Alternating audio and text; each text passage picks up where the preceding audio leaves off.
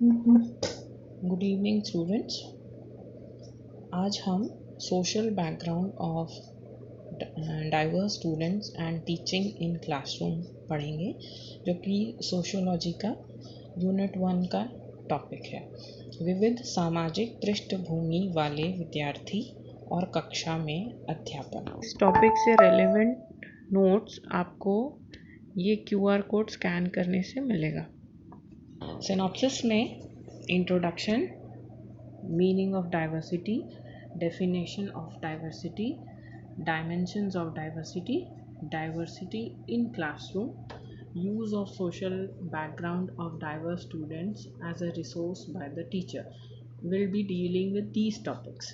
हिंदी में प्रस्तावना, विविधता का अर्थ, विविधता की परिभाषा, विविधता के आयाम, कक्षा में विविधता, शिक्षा द्वारा विविध विद्यार्थी के सामाजिक पृष्ठभूमि का संसाधन के रूप में प्रयोग। हम इन टॉपिक्स को डील करेंगे इस सब हेडिंग के अंदर। सबसे पहले व्हाट इज डाइवर्सिटी? डाइवर्सिटी यानी कि विविधता। विविधता क्या है? It means understanding that each individual is unique. हर व्यक्ति अपने आप में दूसरों से अलग है और हमको उन डिफरेंसेस को, उन असमानता को पहचानना है। इन असमानता को पहचानने के साथ साथ हमें उनको एक्सेप्ट भी करना है और उनको रिस्पेक्ट भी देना है। मतलब हमें उसे स्वीकार भी करना है और उसे आदर भी प्रदान करना है। It means understanding that each individual is unique and recognizing our individual differences. It encompasses acceptance and respect. Diversity मतलब valuing the difference between people. हर व्यक्ति अपने आप में अलग है और ये जो विभिन्नता है, ये जो एक दूसरे में से जो असमानता है, उसका हमको आदर करना है। अब यही डाइवर्सिटी हमको जब क्लासरूम में मिलती है तो इस डाइवर्सिटी जब हमको क्लासरूम में देखने को मिलती है, कक्षा में देखने को मिलती है, तो हम इसको क्लासरूम डाइवर्सिटी या कक्षा विविधता के अंतर्गत समझेंगे। तो ये विभिन्नता कैसी दिखेगी? लर्निंग स्टाइल्स में, यानी कि हर बच्चे का अपना एक लर्निंग स्टाइल, अधिगम शैली होती है। सबका बैकग्राउंड, पृष्ठभूमि अलग अलग है, सबके एजुकेशनल बैकग्राउंड्स अलग अलग हैं, सबकी भाषाएं, लैंग्वेज अलग अलग है। तो इन आधार पर सबके अनुभव अलग अलग हैं, एक्सपीरियंसेस। सब लोग अलग अलग वातावरण से आते हैं एक कक्षा में, environment, then socio economic status, cultural background, उनकी सांस्कृतिक पृष्ठभूमि, सब कुछ अलग अलग है। तो एक कक्षा का हर विद्यार्थी दूसरे विद्यार्थी से विभिन्न होता है इन आधारों पर। तो इस आधार को हम, जब ये कक्षा में विभिन्नता दिख रही है, this is known as classroom diversity.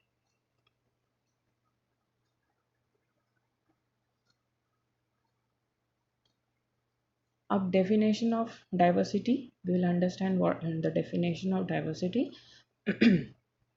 This word diversity originated from a French word diversity, DIVERSITE, जिसका मतलब है मेकिंग डिसिमिलर।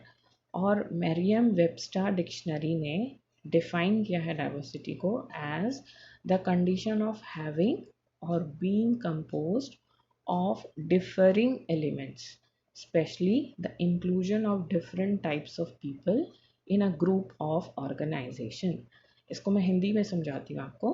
विविधता शब्द की उत्पत्ति फ्रांसीसी शब्द डाइवर्सिटी से हुई है, जिसका अर्थ है असमान बनना। और मरियम वेबस्टर शब्दकोश में यह विविधता को ऐसे परिभाषित किया गया है: अलग अलग तत्वों से बना या होने की स्थिति, विशेष रूप से एक समूह या संगठन में विभिन्न प्रकार के लोगों का समावेश है। मतलब जितने ज़्यादा अलग अलग तत्व एक स्थिति में पाए जाएंगे, उसको हम विविधता कहते हैं। जितनी ज़्यादा वैरायटी होगी, जितनी ज़्यादा अलग अलग टाइप के डिफरिंग एलिमेंट्स हमको दिखेंगे एक ही सिचुएशन में, उसको डाइवर्सिटी कहते हैं।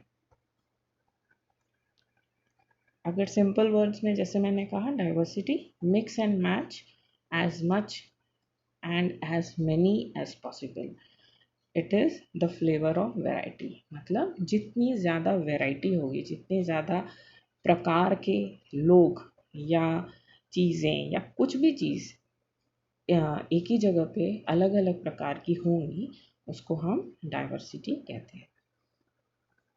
एक बहुत अच्छा एब्रीविएशन मिला मुझे डाइवर्सिटी के लिए, D for different individuals valuing each other regardless of skin, intellect, talents और ईयर्स।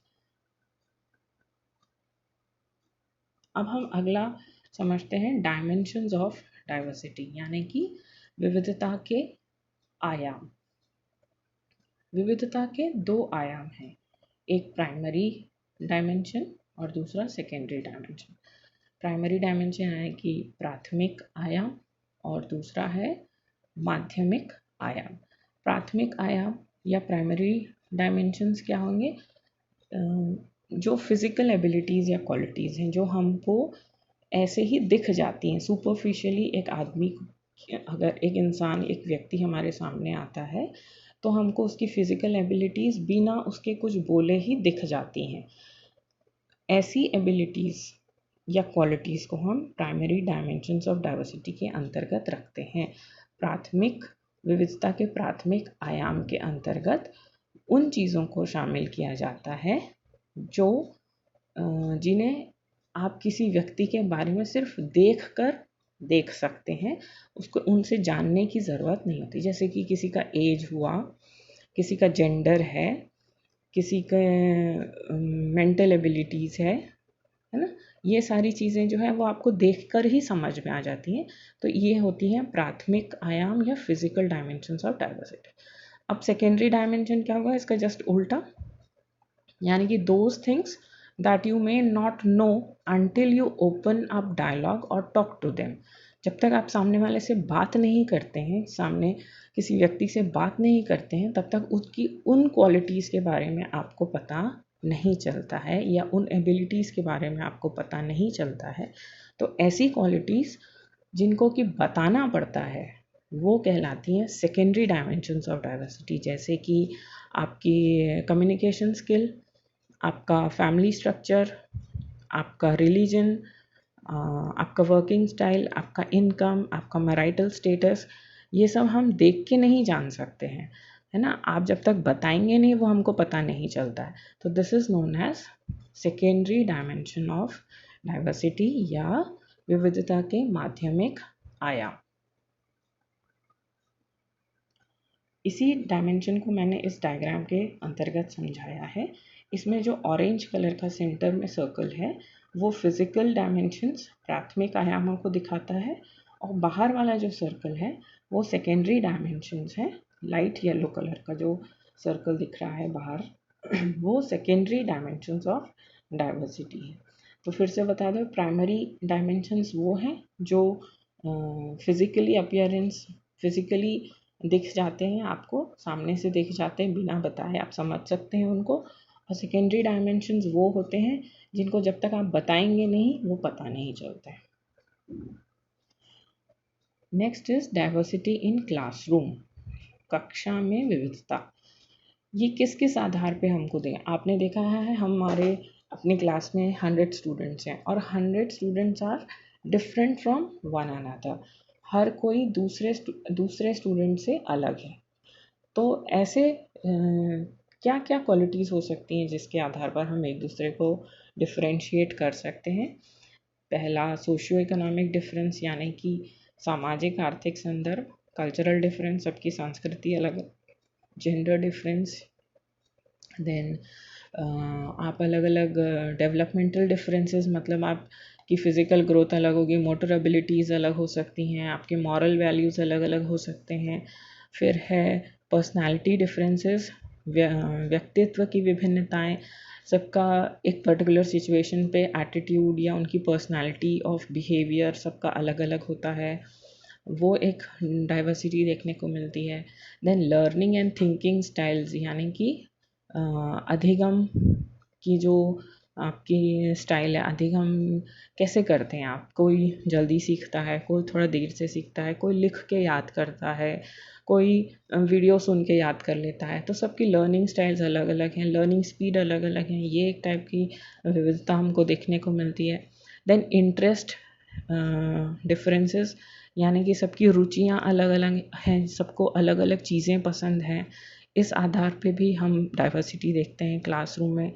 फिर इन लर्निंग एप्टीट्यूड डिफरेंसेस, यानी कि आपको क्या पसंद आता है। जैसे लर्निंग एप्टीट्यूड माने कोई बहुत गिफ्टेड होता है, कोई स्पेशल चाइल्ड होता है, कोई स्लो लर्नर होता है, कोई फास्ट लर्नर, कोई अंडर अचीवर होता है, कोई फिजिकली चैलेंज होता है। तो ये आपके लर्निंग एप्टीट्यूड डिफरेंसेस कहलाते हैं, जिसको कि हम हिंदी में सीखने के दृष्टिकोण के अंतर्गत रख सकते हैं। इसके अलावा कुछ एक्सेप्शनल चिल्ड्रन भी होते हैं। एक्सेप्शनलिटीज़ these refer to learners who are different in some way from the normal or average. exceptional children जिसको हम बोलते हैं असाधारण छात्र, जो कि दूसरों जो कक्षा में जो छात्र हैं उनसे बिल्कुल भी अलग होते हैं।